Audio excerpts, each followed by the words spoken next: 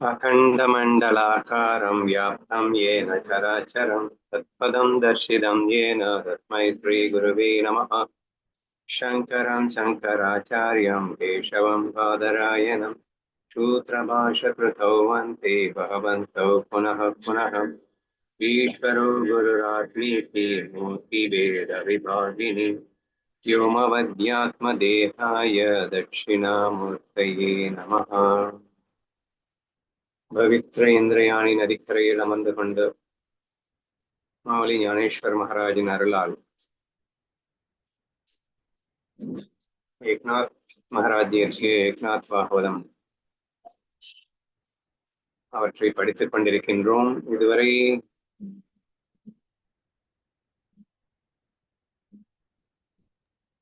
ஞாபகம் இருக்கா? 329 வரைக்கும் முடிச்சிருக்கோம்னா முனிவர்களா பார்த்துட்டு இருக்கோம், ஒவ்வொரு முனிவர்களா. இன்னைக்கும் அதுதான் கண்டினியூ ஆகுது. 330வது ஓவி என்று நாம் காண வேண்டியது.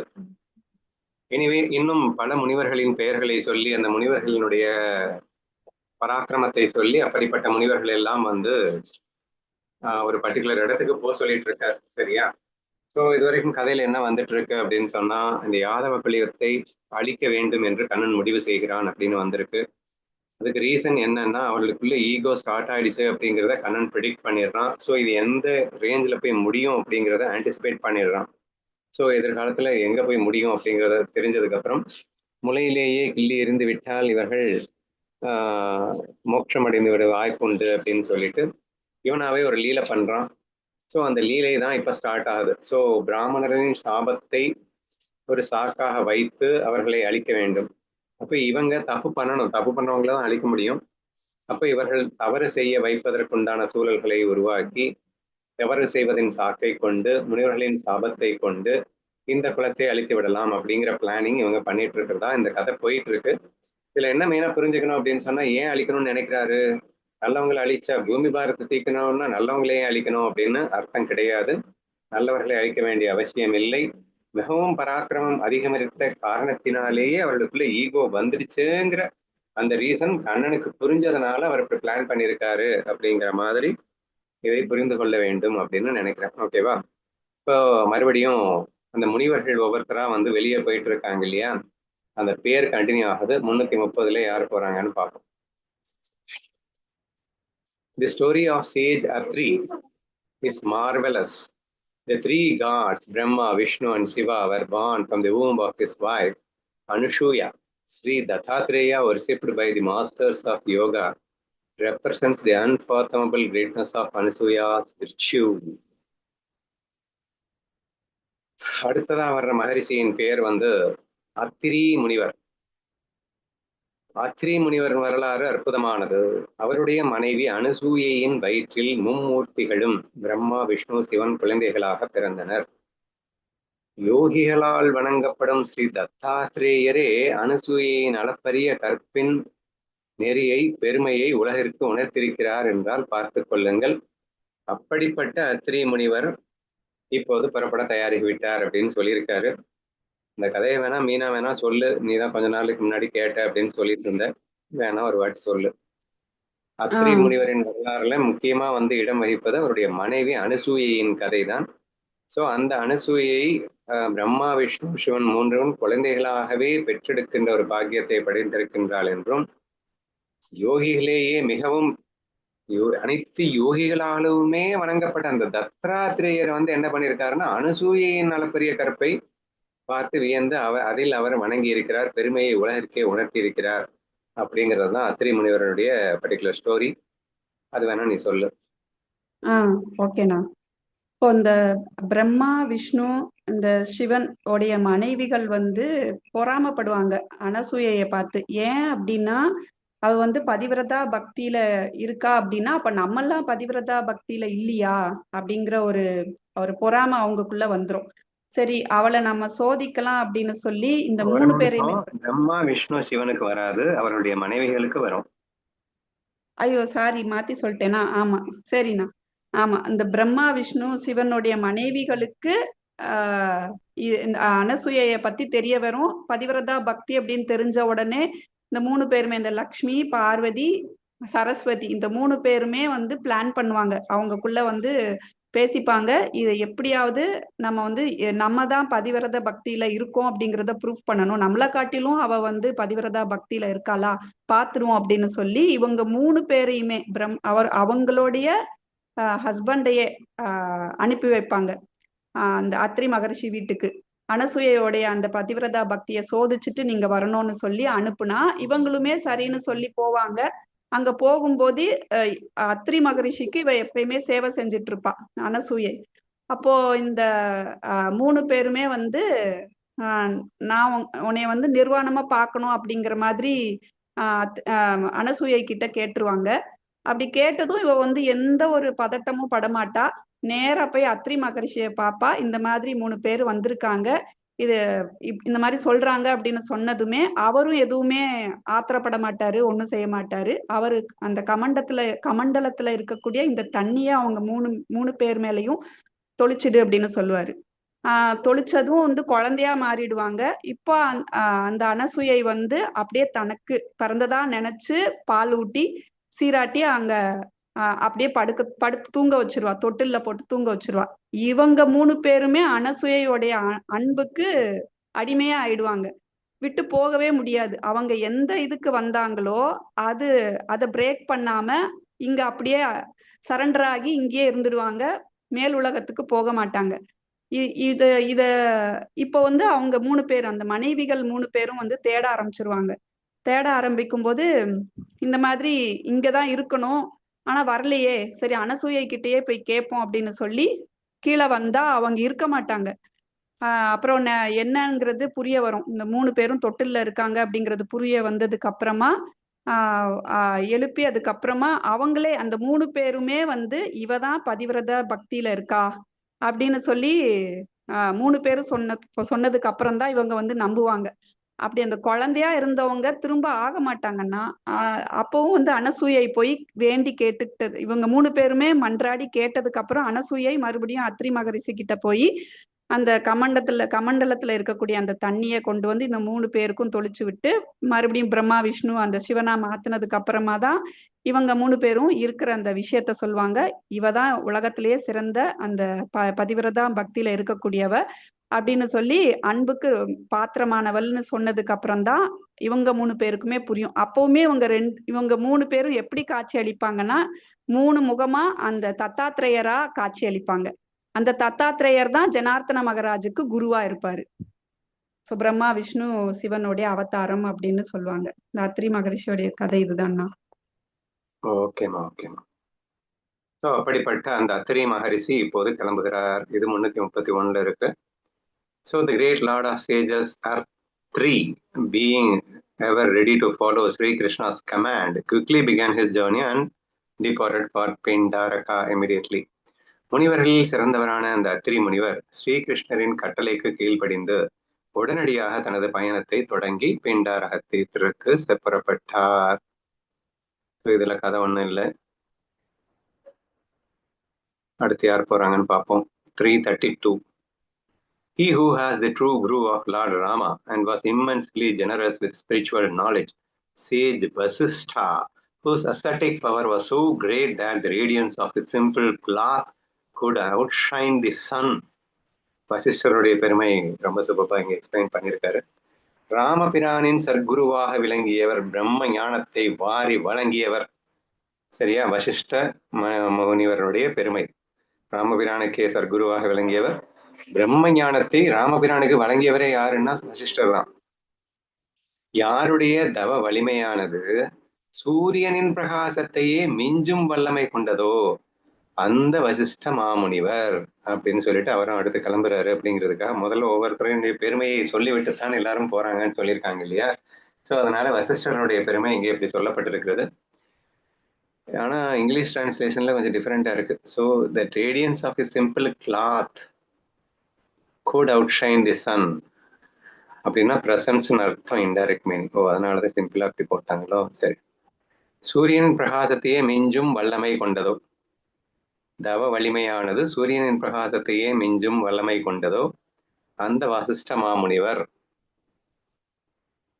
அத்தகைய உன்னதமான வசிஷ்ட மாமுனிவர் கிருஷ்ணரின் தெய்வீக விருப்பத்தை அறிந்து துவாரகையை விட்டு புறப்பட்டு பிண்டாரகத்தை நோக்கி விரைந்தார். Recognizing Krishna's divine intent, the great sage Vasistha also left Dwaraka and traveled swiftly towards Pindaraka. அடுத்து 334ல யார் போறாங்கன்னு பார்ப்போம்.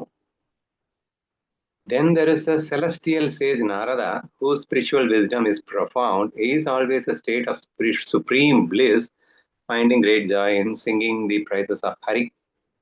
நாரதரை பத்தி என்ன சொல்லணும், உங்களுக்கு எல்லாம் தெரிஞ்சதுதான்.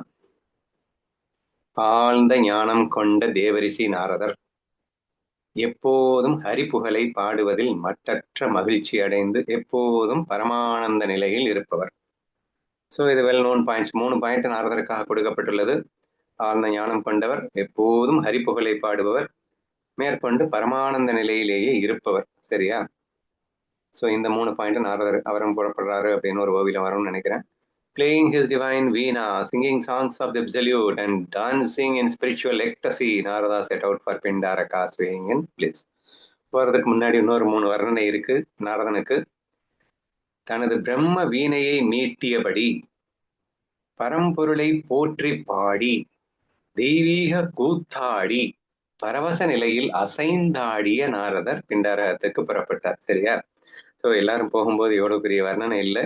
நாரதர் போகும்போது, ஏன்னா அவர் எப்பயுமே வீணையை மீட்டிக்கிட்டே போயிருப்பார் இல்லையா? ஸோ அது பிரம்ம வீணையை மீட்டியபடி பரம்பொருளை போற்றி பாடி தெய்வீக கூத்தாடி பரவச நிலையில் அசைந்தாடி அப்படின்னு டிஃபரெண்டா எக்ஸ்பிளைன் பண்ணி நாரதர் போயிட்டாரு பிண்டாரகத்துக்கு.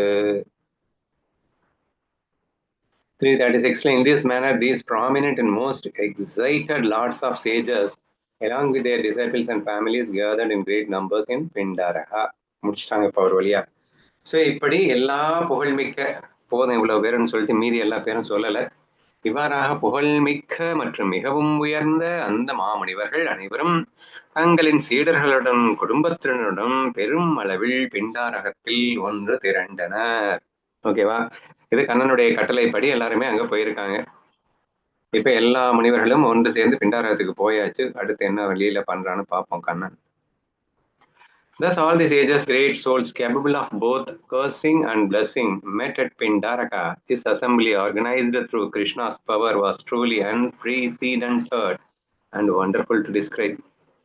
சாபமும் அருளும் வழங்கும் வல்லமை கொண்ட அந்த மகாத்மாக்கள் அனைவரும் பிண்டாரகத்தில் சந்தித்தனர். கிருஷ்ணரின் ஆற்றலால் நிகழ்ந்த இந்த சந்திப்பு விவரிப்பதற்கு மிகவும் அபூர்வமானது. ஏன்னா ஒவ்வொருத்தருடைய பவர் வேற லெவல்ல எக்ஸ்பிளைன் பண்ணியாச்சு.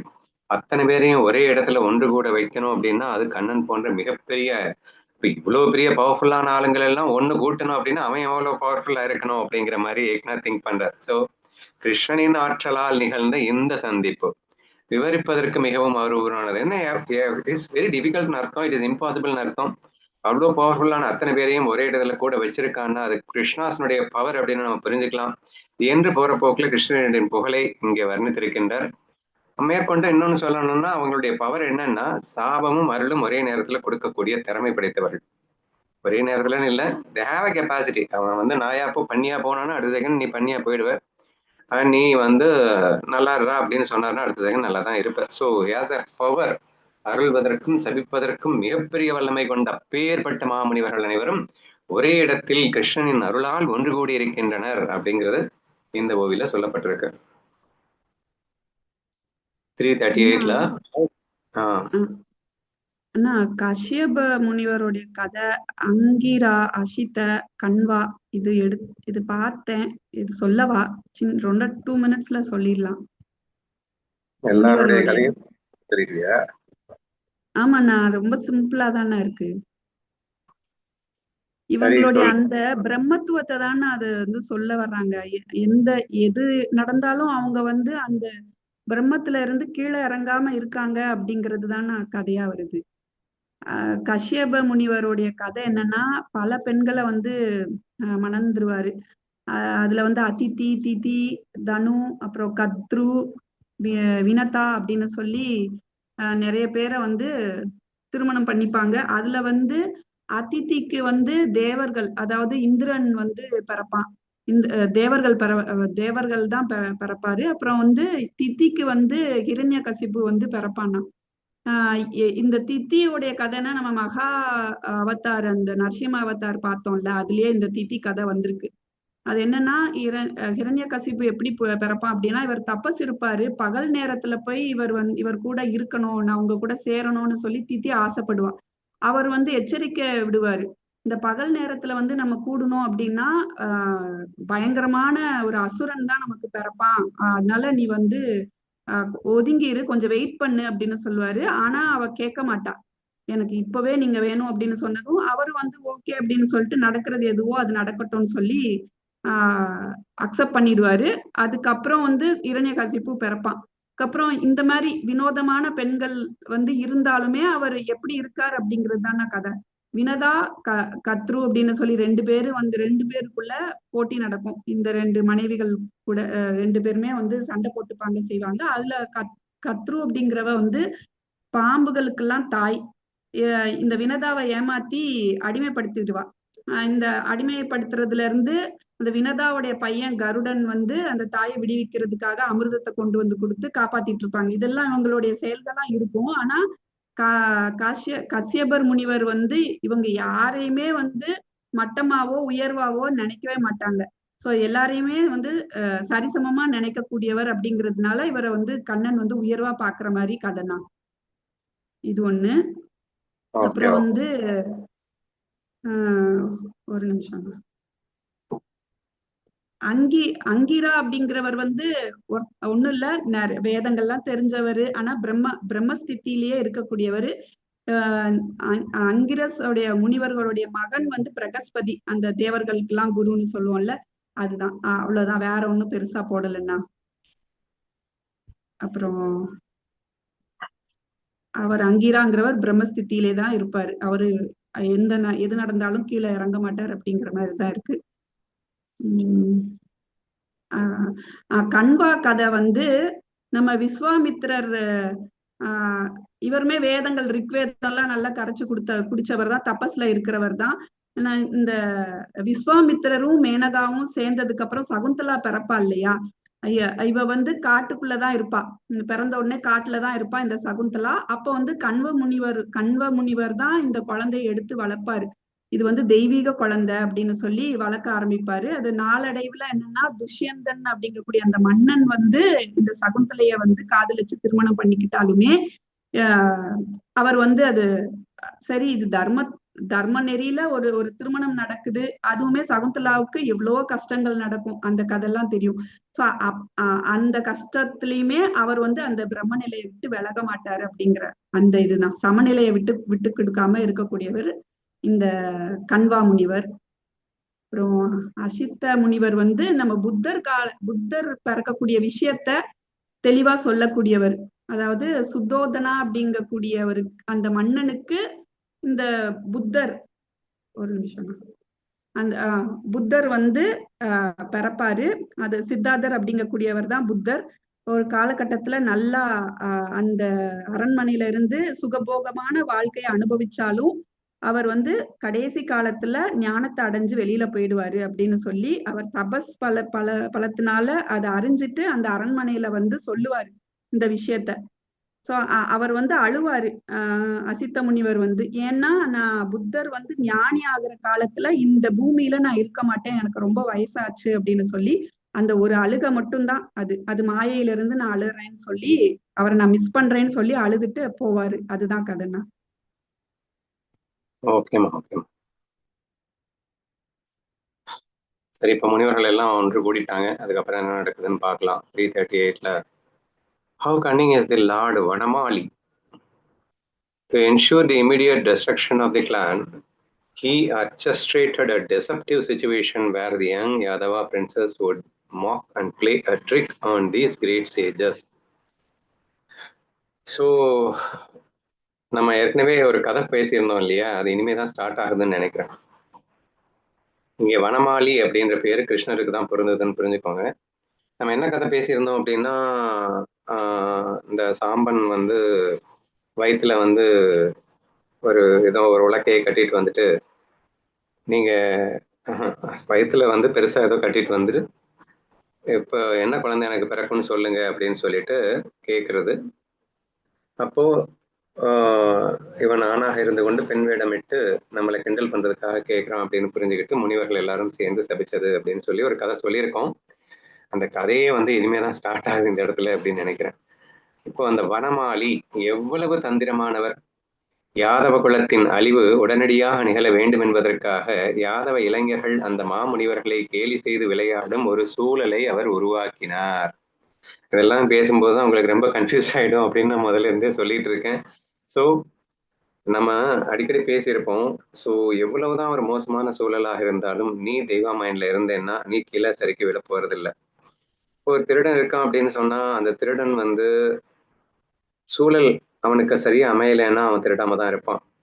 அப்ப அவனுக்கு நல்ல ஒரு சூழல் அமைச்சு கொடுத்தா அவன் கண்டிப்பா திருடுவான் அப்படிங்கிற ஒரு சுச்சுவேஷன் இருந்தா திருடுற சூழலை அமைத்து கொடுத்தவன் மேல் குற்றமா திருடியவனின் மேல் குற்றமா? 100% திருடியவனை தான் குற்றம் சொல்லுவீங்களே தவிர அந்த திருடன்னு தெரிஞ்ச அந்த திருடிய சூழலை நீ ஏன் அமைச்சு கொடுத்த அப்படின்னு நம்ம கேட்கலாம். But who has big culprit? இது வந்து லூசுத்தனம் அப்படின்னு சொல்லலாம், ஆனா கிரிமினல்னு சொல்ல முடியாது. பட் அது வந்து பெரிய கிரிமினல் இல்லையா? மாயையில இவன் என்ன வேணா பிளே பண்ணிட்டு போகலாம், பட் லவ் மிஸ் பண்ணாம. இந்த இடத்துல வந்து அவங்கள நம்பினது அப்படிங்கிறது ஒரு அன்பு அப்படின்னு நம்ம சொல்ல முடியும், பெரிய தவறாக சொல்ல முடியாது. ஆனா தப்பு பண்றவங்க பெரிய தப்பு பண்றாங்க அப்படின்னு அர்த்தம் இல்லையா? அந்த பேசிஸ்ல இங்க என்ன நான் சொல்ல வரேன் அப்படின்னா, அவளுடைய நலனுக்காக இங்க கிருஷ்ணா வந்து லூசுத்தனமா எல்லாம் பண்ணல, அவன் வேற லெவல் இன்டெலெக்சுவலோட பிளானிங்கோட பண்றான்.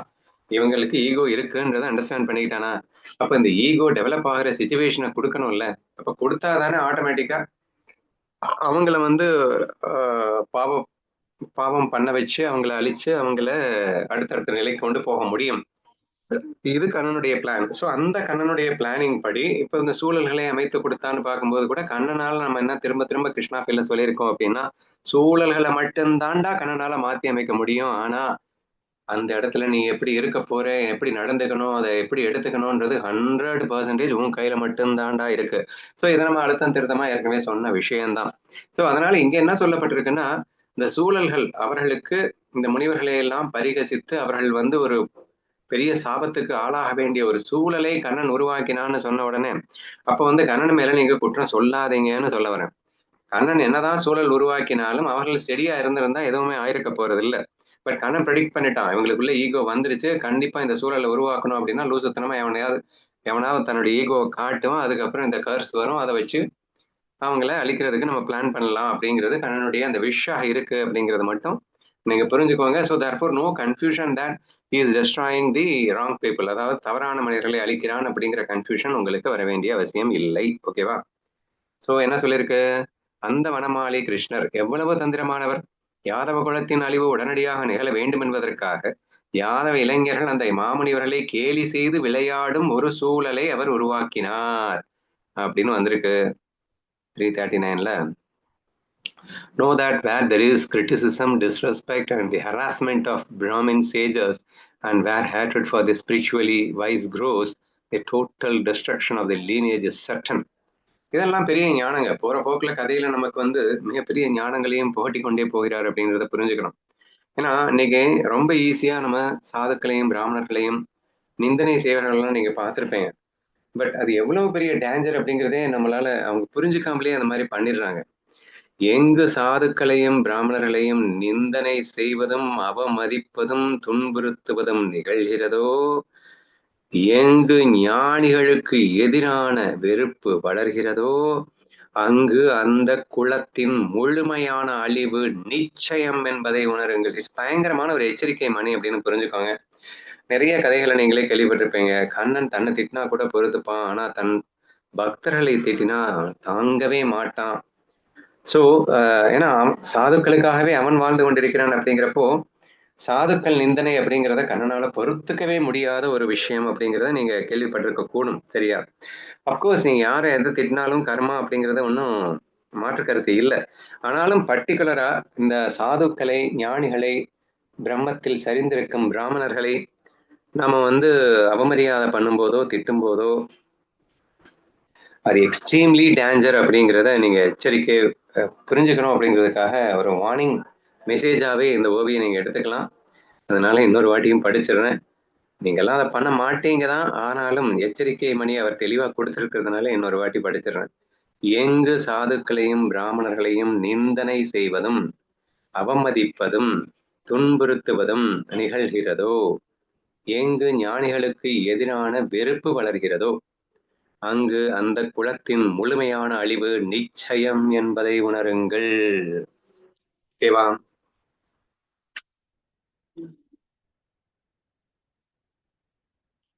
340 339 தான் ஏற்கனவே பார்த்தது.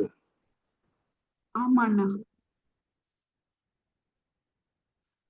In the face of the anger of the spiritually wise Brahmins, what is mere clan?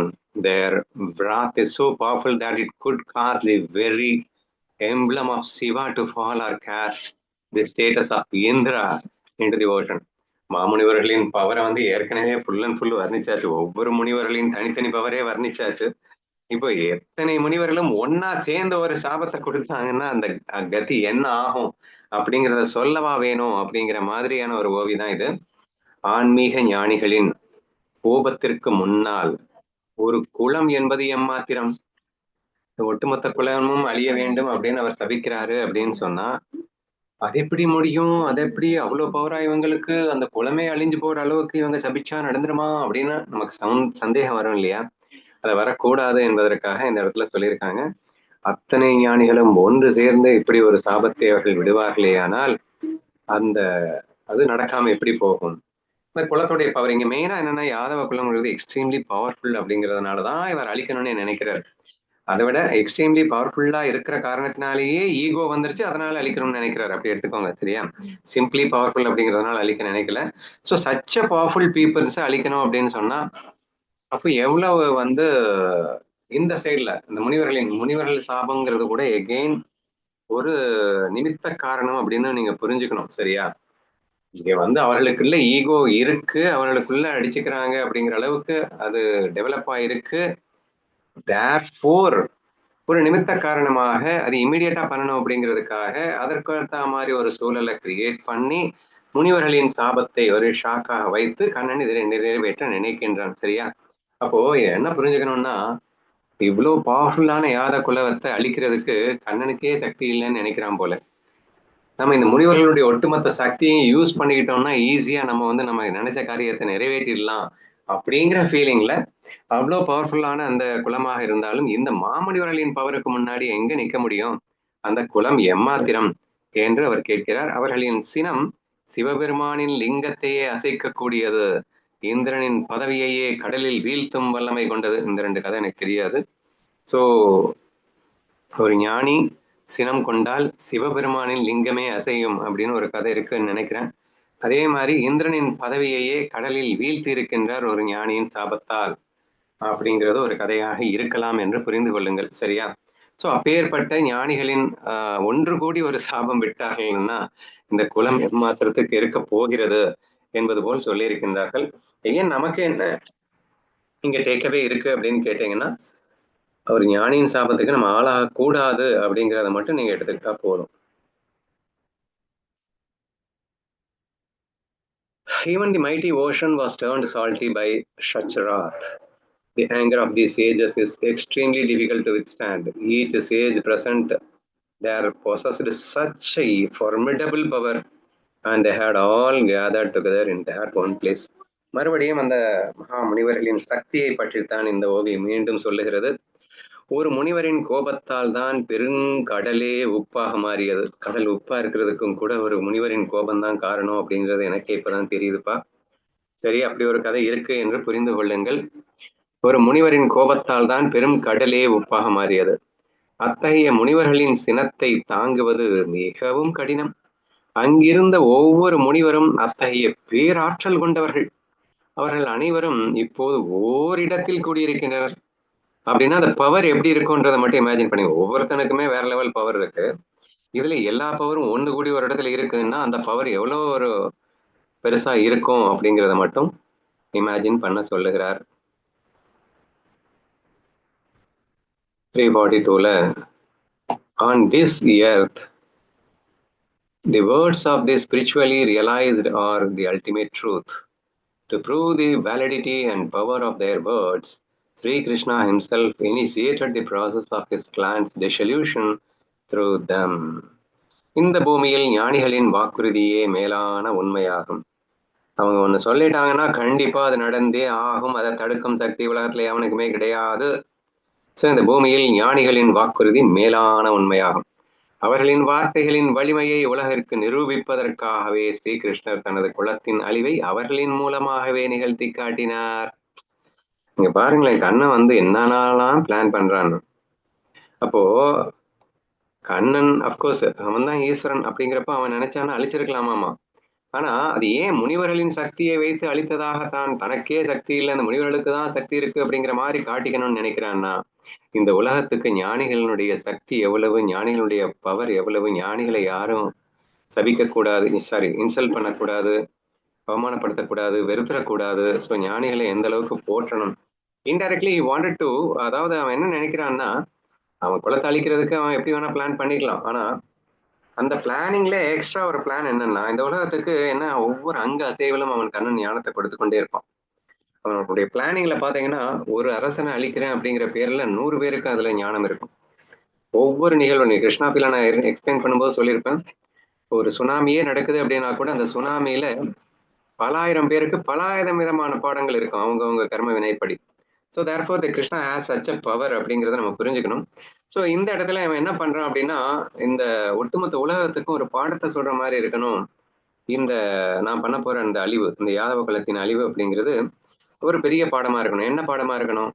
ஞானிகளுடைய சக்தி உலகறிய வேண்டும். ஞானிகளுடைய பவரை புரிஞ்சுக்கும் போது அவர்களை எல்லாரும் வழிபடணுமே தவிர அவரை யாரும் இன்சல்ட்டோ நிந்தனையோ பண்ணிடக்கூடாது. ஸோ இது கண்ணனுக்கு ரெண்டாவதா ஒரு தோற்றம் தோணுதுன்னு வச்சுக்கோங்களேன். அதனால இவங்க மூலியமா எக்ஸிக்யூட் பண்ணுகிறான் என்ற ஒரு விஷயத்தை தான் இந்த ஓவியில தெளிவுபடுத்தியிருக்கார்.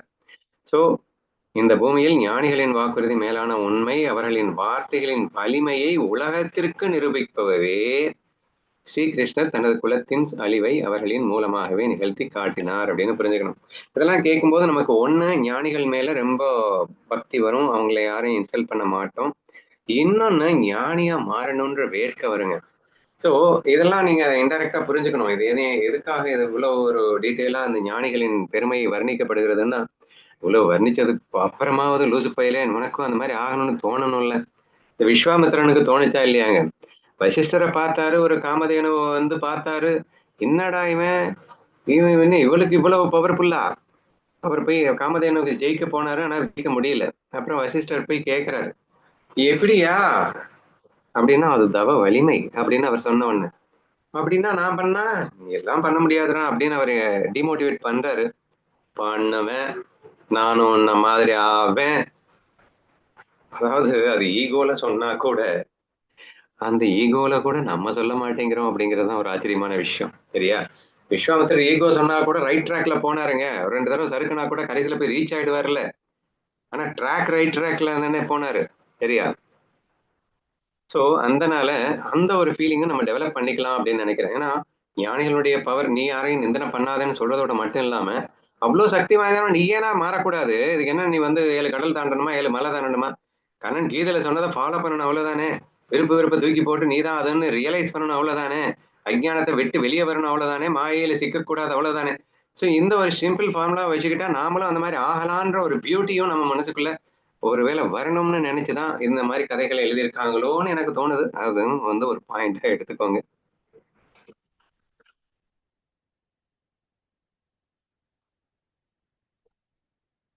ஸோ நெக்ஸ்ட் 343ல all the young princes of the Yadav clan were engaged in playing with a ball, catching and throwing it at one another and playfully tricking and running away from each other. அவங்க பாட்டுக்கு ஜாலியா ஆடிட்டு இருக்காங்க. இப்போ யாதவ குலத்தவர்கள் எல்லாருமே என்ன பண்ணிட்டு இருக்காங்கன்னா, யாதவ குலத்தின் இளவரசர்கள் அனைவரும் பந்து விளையாடி கொண்டிருந்தார்கள். ஒருவரை ஒருவர் பந்தால் அடித்தும் பிடித்து விளையாடியும் ஒருவரை ஒருவர் ஏமாற்றி ஓடியும் விளையாடி கொண்டிருந்தார்கள். ஜஸ்ட் பந்து விளையாடிட்டு இருக்காங்க. ஒருத்தர் மேல ஒருத்தன் அடிக்க, இவன் அவன மேல அடிக்கும் போது இவன் ஓடி போக, அவன் தப்பிக்க அப்படின்னு சொல்லிட்டு ஒருவரை ஒருவர் ஏமாற்றியும் ஓடியும் விளையாடி கொண்டிருந்தார்கள். சரியா? ஜஸ்ட் ஒரு கேம் அங்க நடந்துட்டு இருக்கு. அந்த இடத்துலதான் இப்ப என்ன ஆக போகுதுன்னு பார்ப்போம். 344ல engaging in various such sports and pastimes, the Yadava youths approached. They were filled with immense pride in their wealth and lineage, behaving with great arrogance and intoxication of power. வந்துருச்சா? ஏன்னா இவ்வளவு நேரம் வந்து கண்ணனே வந்து வேணும்னே அழிக்கிற மாதிரி அந்த ஓவிகள் அமையும் போது தான் நான் ஊட ஊட வந்து இல்லப்பா அவங்களுக்கு ஈகோ இருக்கிறதுனால தான் அழிக்கிறாருன்னு புரிஞ்சுக்கோங்கப்பா அப்படின்னு எல்லாம் சொல்ல வேண்டியது வந்தது. அது இந்த ஓவியில ஸ்ட்ரெயிட்டாவே சொல்லிட்டாருங்க. இத்தகைய பல்வேறு விளையாட்டுகளில் ஈடுபட்டிருந்த அந்த யாதவ இளைஞர்கள் அங்கு வந்தனர். எங்க இந்த முனிவர்கள் எல்லாம் இருக்கிற இடத்துக்கு வர்றாங்க. அவர்கள் தங்களின் செல்வம் மற்றும் குலத்தின் மீதான அதீத கர்வத்தினால் நிறைந்திருந்தனர். புரிஞ்சிருச்சா? சோ அவங்க ஏகப்பட்ட ஈகோல இருக்காங்க. மிகுந்த அகங்காரத்துடனும் மமதையுடனும் அவர்கள் நடந்து கொண்டார்கள். வேற லெவல் ஈகோல இவங்க எல்லாருமே because of that power as well as செல்வம். ஏன்னா ரெண்டுமே இருக்கும்போது ஈகோ தலைக்கு மேல ஏறிடுது. என்ன பண்றது? கண்ணன் கூடவே இருந்தவங்களுக்கு கூட அப்படி ஆயிடுச்சு அப்படிங்கிறது தான் வேதனையான உண்மை. தப்பித்தவரை அதனால நம்ம அதுக்கு ஆசைப்படக்கூடாதுன்னு நீங்க புரிஞ்சுக்கோங்க. செல்வமும் இதெல்லாம் நரகம் விஷம்னு பார்க்கணும். செல்வத்தையும் பவரையும் எல்லாம். ஏன்னா கண்ணன் கூடவே இருக்கிறவங்களுக்கே ஈகோ வந்துருச்சு இல்ல. இப்ப நமக்கு வந்துரும்ல. நம்ம சுதாமா மாதிரி எஸ்கேப் ஆயிடணும். ஐயோ எனக்கு எதுவும் வேணாண்டா அப்படின்னு அப்படின்றது நம்ம இதுல எடுத்துக்கலாம். So 345ல all the lords of sages gathered these possessed knowledge of the past and the future, and their words always manifested into reality. Yet the youths arrogantly decided that they would surely trick even these sages. So அந்த ego இருந்தா அப்படித்தானே இருக்கும். அங்கு கூடியிருந்த அனைத்து மாமுனிவர்களும் இறந்த காலம் மற்றும் எதிர்காலத்தை அறியும் ஞானம் கொண்டவர்கள்.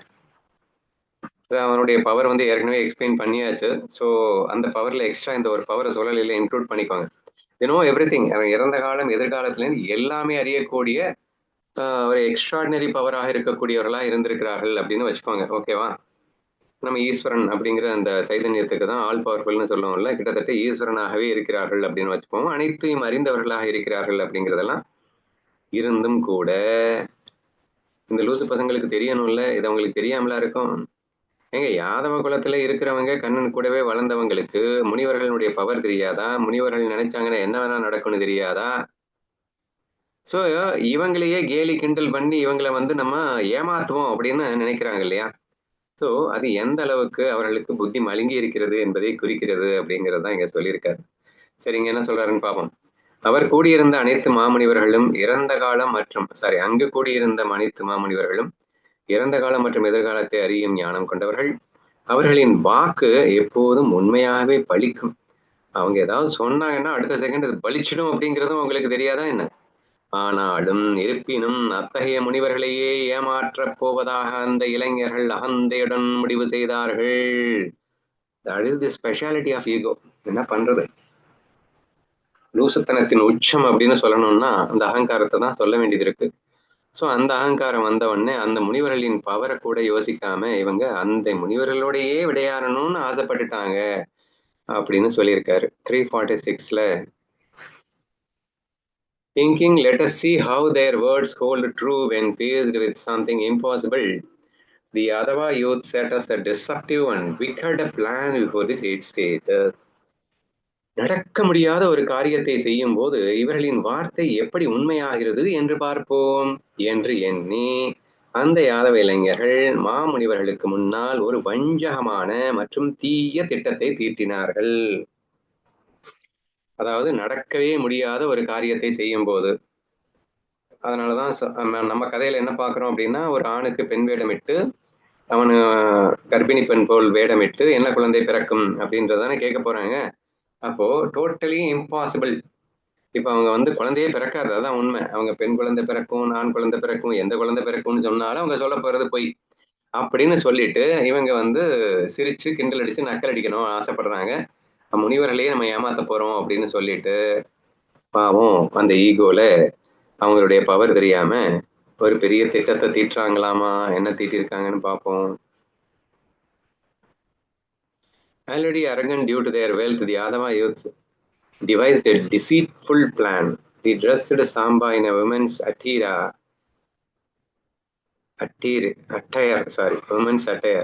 making him look like an exceptionally beautiful woman. ஏற்கனவே செல்வ செருக்கால் அகந்தை கொண்டிருந்த யாதவ இளைஞர்கள் ஒரு வஞ்சக திட்டத்தை தீட்டினார்கள். அவர்கள் சாம்பனுக்கு, சாம்பன்னா யாரும் நினைச்சிடாதீங்க, நம்ம கண்ணனோட ஓன் பிள்ளை, சரியா? அவர்கள் சாம்பனுக்கு பெண் வேடமிட்டு அவரை ஒரு மிகச்சிறந்த அழகான பெண்ணை போல் அலங்கரித்தார்கள். ஓகேவா? பிளான் ஸ்டார்ட் ஆயிடுச்சு. 348ல Samba, who was naturally dark and handsome, looked stunning in the female attire. He displayed the graceful elegance of a beautiful woman acting with a modest and shy demeanor. அவனும் ரொம்ப சுபமா நடிக்கிறானாமா.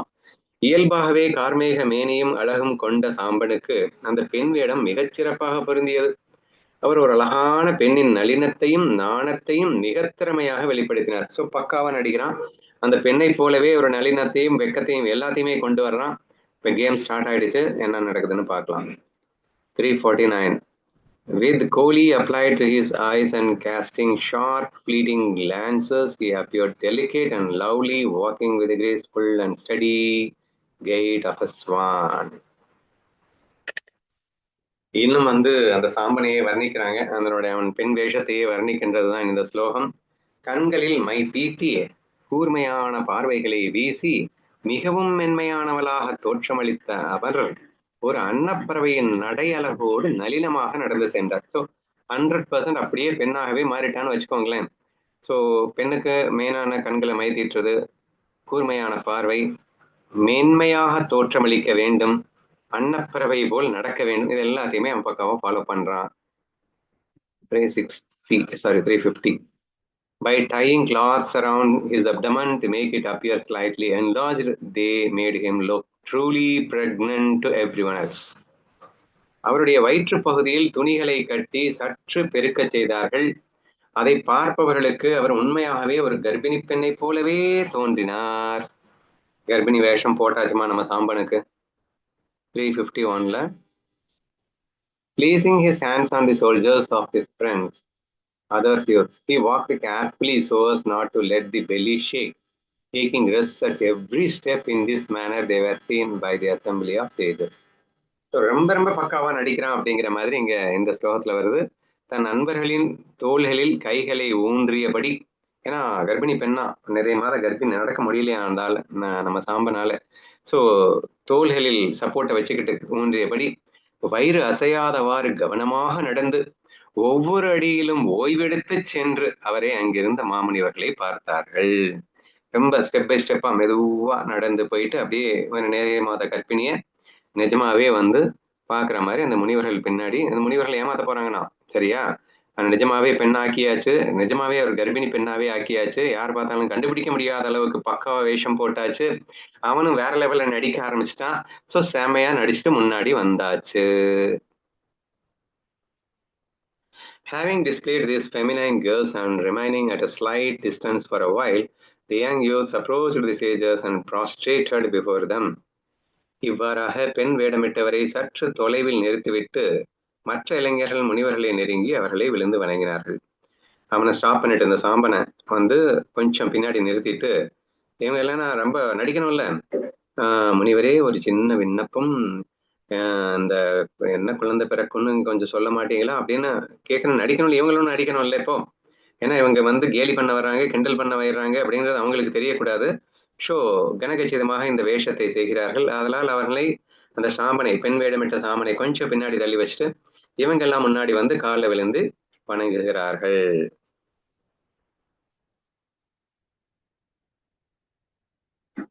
The meaning of the previous Sanskrit verse is not fully explained here. Therefore, the narrative continues by elaborating on that very theme. இது இந்த ஸ்லோகத்துல இந்த சமஸ்கிருத அவருடைய மூல கிரந்தத்துல இல்லை அப்படிங்கிற விஷயத்தையும் சேர்ந்து ஓவியா எழுதியிருக்காரு. இதை நம்ம கன்சிடர் பண்ணணும் அவசியம் இல்லை, இருந்தாலும் படிக்கிறேன். முந்தைய சமஸ்கிருத ஸ்லோகத்தின் பொருள் இங்கு முழுமையாக விளக்கப்படவில்லை. எனவே அந்த தொடர்ச்சியை கதையின் போக்கிற்கு ஏற்ப இங்கு விரிவாக காண்போம். 54.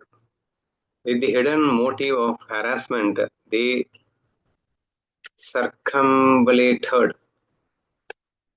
the sages, touched their feet with feigned great respect and said, "We have come for your divine vision." முனிவர்களை துன்புறுத்தும் வஞ்சக நோக்கத்துடன் அவர்களை சுற்றி வந்து பிரதட்சணம் செய்து மிகுந்த மரியாதையுடன் அவர்களை பாதங்களை தொட்டு வணங்கி நாங்கள் உங்கள் தரிசனத்திற்காக வந்திருக்கிறோம் என்று கூறினார்கள். ஸோ வேற லெவலில் நடிக்கிறாங்கப்பா. ஸோ அந்த நடிப்பு கண்டினியூ ஆகுது. அவங்கள சுற்றி பிரதட்சணம் வந்தாங்களாம், காலில் விழுந்து உங்கள் தரிசனத்திற்காகவே வந்தோம் என்று கூறியிருக்கிறார்கள். 355ல ஆல்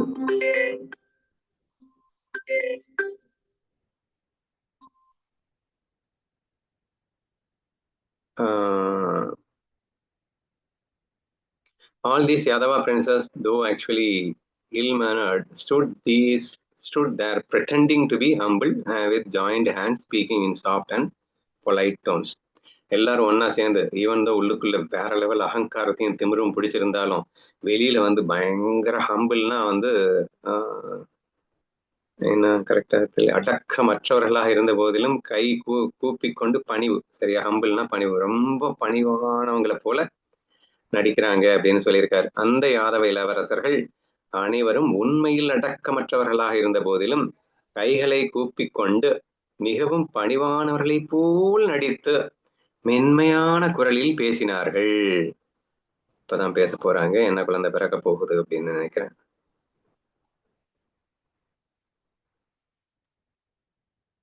இல்லையே, எடுத்துட்டேனே,